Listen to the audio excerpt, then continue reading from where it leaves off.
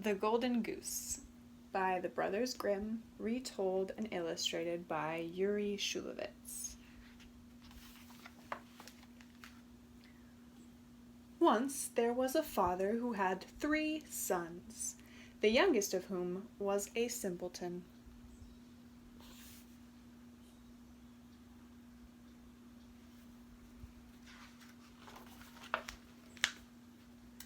One day, the eldest son went to the forest to cut wood. Before he left, his mother gave him a sweet cake. In the forest, he met an old man who said, "I'm hungry. May I have some of your cake?" The eldest son said, "If I give you some, I won't have enough for myself." When the son went to chop down a tree, he wounded his arm.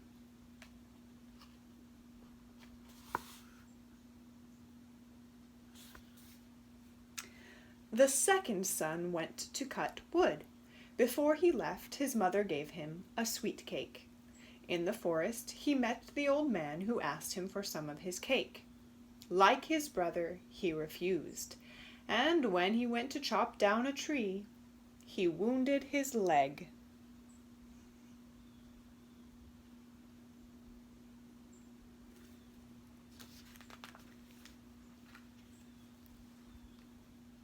Then the simpleton wanted to cut wood. His father said, "You'll only hurt yourself." But the simpleton begged so hard that at last he was allowed to go. Before he left, his mother gave him a piece of dry bread. He met the old man who asked him for some of his cake. The simpleton said, "I have only a piece of dry bread. If that pleases you, we will eat it together." But when he pulled out the bread, it was a sweet cake. After they had eaten, the old man said, "Since you have a kind heart, I'll give you good luck. Cut down this tree and you will find it." And then he vanished.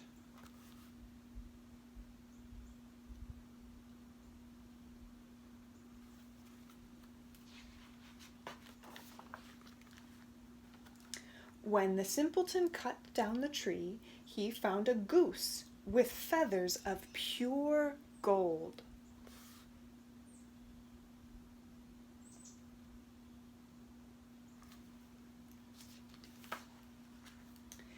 He took the goose and went to an inn to stay the night.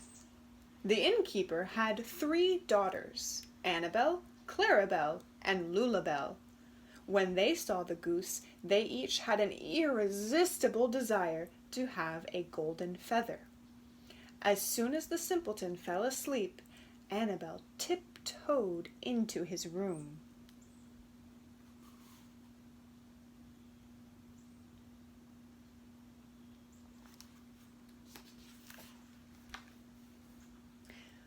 But the moment she touched the goose, hokety-pokety-stickety-stuck, poor Annabel was down on her luck. Wiggle and pull, she couldn't shake loose, and she had to stay with the simpleton's goose. After a while, Clarabel went up to see what was keeping her sister. As soon as she touched Annabel, hokety-pokety-stickety-stuck, poor Clarabel was down on her luck. Wiggle and pull, she couldn't shake loose. She, too, had to stay with the simpleton's goose. Finally, Lulabel went to see why her sisters weren't coming down. "For goodness' sake, help us," they begged her. But when Lulabel touched Clarabel, hokety-pokety-stickety-stuck, poor Lulabel was down on her luck. Wiggle and pull, she couldn't shake loose. She, too, had to stay with the simpleton's goose. So they all had to spend the night there.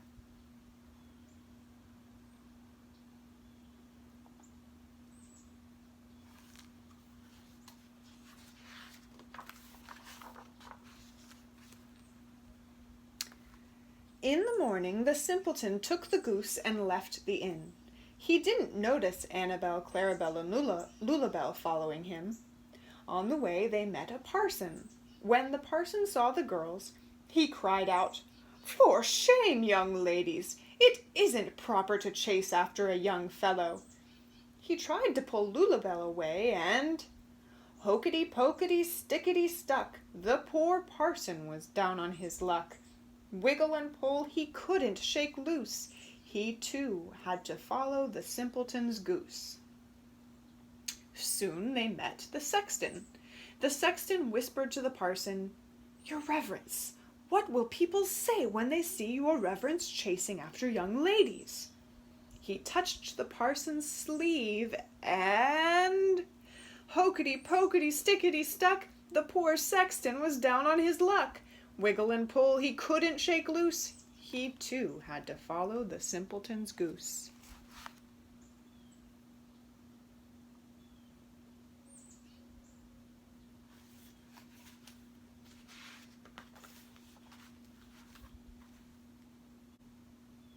In the fields they met a peasant. The sexton called to the peasant, "Help! Set us free!" But as soon as the peasant touched the sexton, hokety-pokety, stickety-stuck, the poor peasant was down on his luck. Wiggle and pull, he couldn't shake loose. He, too, had to follow the simpleton's goose. Farther down the road they met the peasant's wife. When she saw her husband running, she ran after him and called him to stop. When he didn't stop, she took hold of his shirt and hokety-pokety, stickety-stuck, the poor peasant's wife was down on her luck. Wiggle and pull, she couldn't shake loose. She, too, had to follow the simpleton's goose.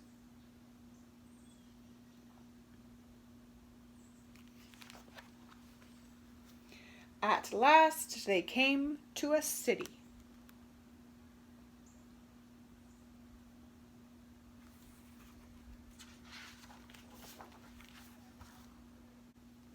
It was ruled by a king whose only daughter was so serious that no one could make her laugh. This worried the king, so he had proclaimed that whoever could make her laugh would marry her. Upon learning this, the simpleton ran straight to the royal palace.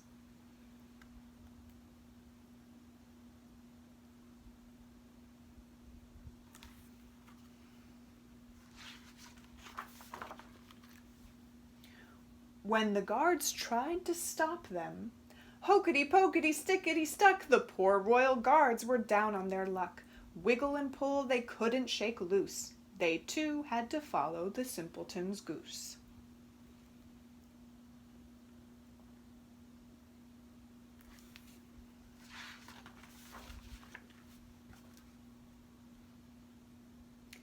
As soon as the princess saw the parade, she burst into laughter and couldn't stop.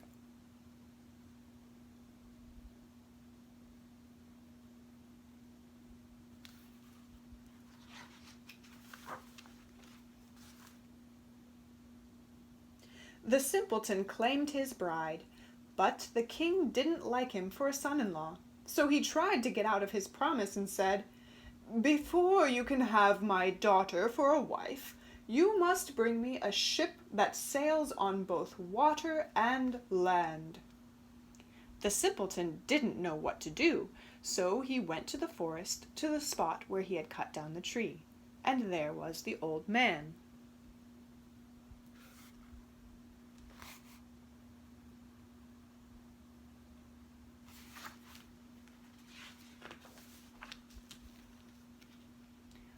The old man said, "Because you were kind to me, I will give you a ship that can sail on both water and land." Now the king was forced to keep his promise.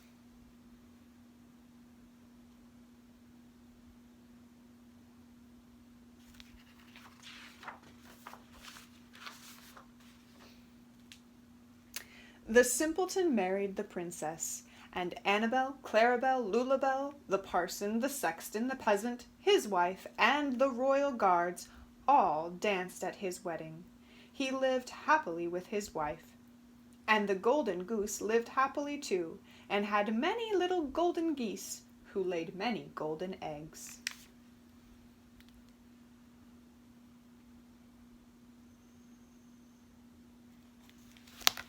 The end.